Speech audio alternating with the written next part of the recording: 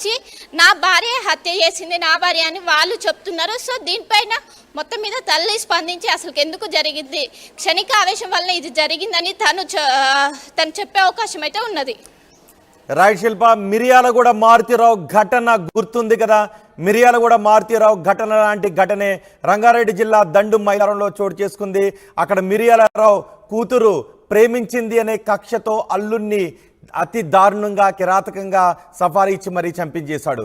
ఇక్కడ రంగారెడ్డి జిల్లా దండు మైలారంలో కూతురు ఒక యువకుడిని ప్రేమిస్తోంది అని తల్లి కూతురు గొంతుకు చీర బిగించి అత్యంత కిరాతకంగా చంపేసింది.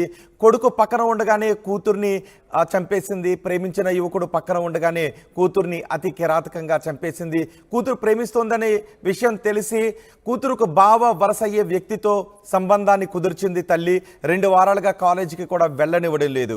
ఈ నేపథ్యంలో యువతి ఇంటికి వచ్చాడు ప్రేమించిన యువకుడు. ఆ సమయంలో తల్లి కూతుర్ల మధ్య గొడవ జరుగుతుంది. కోపంతో కొడుకు ముందే భార్గవిని అతి కిరాతకంగా చంపేసింది కన్న తల్లి. పోలీసులకు ఫిర్యాదు చేశాడు కొడుకు. యువతి తల్లిపై కేసు నమోదు చేసి విచారణ చేస్తున్నారు పోలీసులు.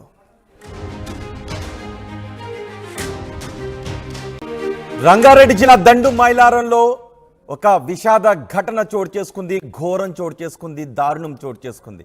పరువు హత్య జరిగింది. ఒక యువతిని, భార్గవి అనే యువతిని కన్న తల్లి అతి కర్కశంగా చంపేసింది.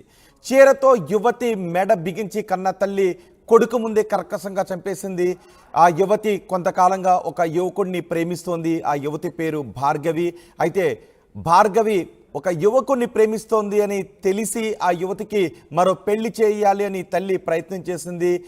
బావతో పెళ్లి కుదిర్చింది ఆ యువతి తల్లి. 2 వారాలుగా కాలేజీకి కూడా వెళ్ళనివ్వడం లేదు భార్గవిని. ఆ నేపథ్యంలో యువతి ఇంటికి వచ్చాడు ప్రేమించిన యువకుడు. ఈ సమయంలో తల్లి కూతుల మధ్య గొడవ చోటు చేసుకుంటోంది. ఒక్కసారిగా కోపం కట్టలు తెంచుకున్న తల్లి తన కొడుకు ముందే కుమార్తె భార్గవిని కర్కశంగా చంపేసింది. తర్వాత పోలీసులకు ఫిర్యాదు చేశాడు కుమారుడు.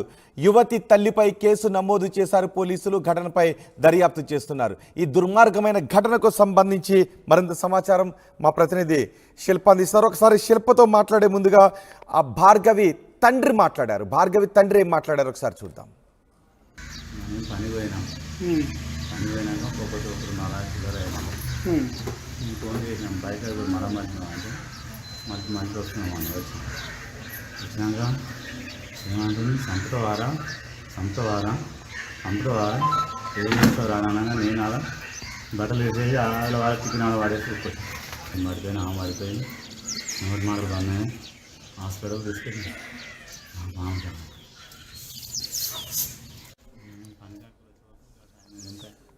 భార్గవి తండ్రి మాట్లాడుతూ ఉన్నారు. తల్లి అత్యంత కర్కశంగా కిరాతకంగా తను కని పెంచిన కూతుర్నే ప్రేమించింది అనే కారణంతో కర్కశంగా చంపేయడం అక్కడ పెద్ద ఎత్తున చర్చనీయాంశమైంది.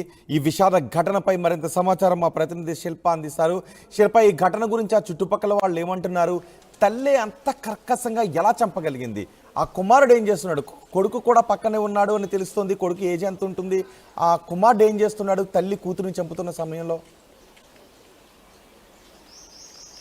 ఎస్ రోహిత్, దండు మైలారం గ్రామంలో దారుణ హత్య కన్నా పరువు హత్య జరిగిందని చెప్పుకోవాలి. ఎవరైతే మోతే భార్గవిని కన్న తల్లే కసాయిగా మారి చంపారు.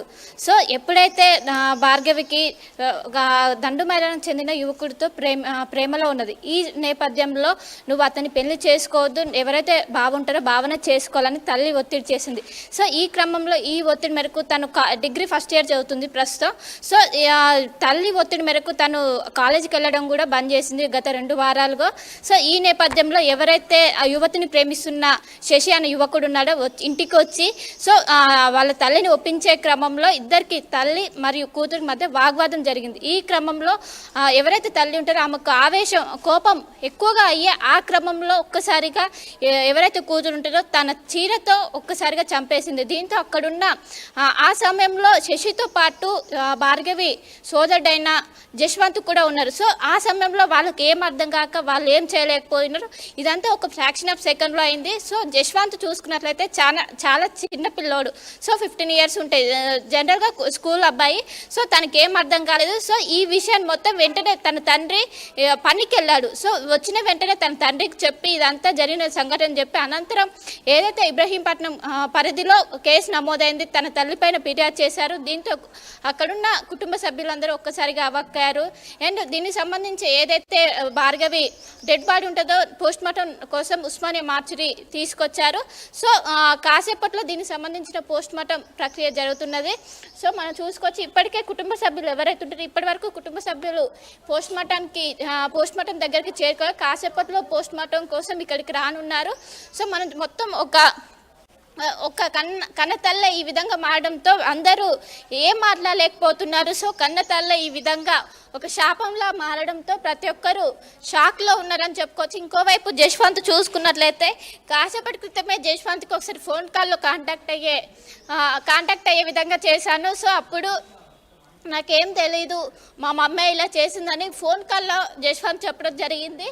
సో ఒక హాఫ్ అన్ అవర్ తర్వాత మేము ఇక్కడికి వస్తాము, అప్పుడు డీటెయిల్గా చెప్తామని ఒకవైపు జశ్వంత్ చెప్పారు. సో ఇంకోవైపు మనం చూసుకున్నట్లయితే తండ్రి కూడా చాలా క్లియర్గా కన్నతల్లే చంపింది, కన్నతల్లే శాపంలా మారింది.